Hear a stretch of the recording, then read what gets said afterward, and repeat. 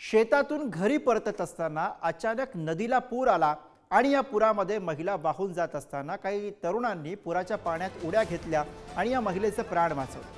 बुलढाण्याच्या लोणार तालुक्यातील सावरगाव इथली ही घटना आहे। यशोदा चव्हाण असं या महिलेचं नाव असल्याचे कळतं।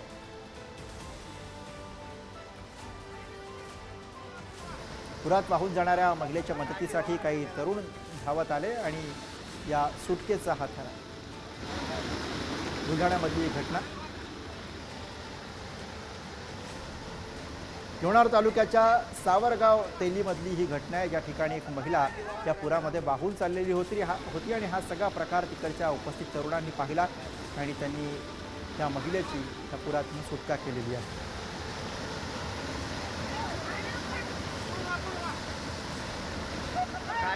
बुलढाण्याच्या लोणार मधला पुराच्या पाण्यातून सुटकेचा हा थरा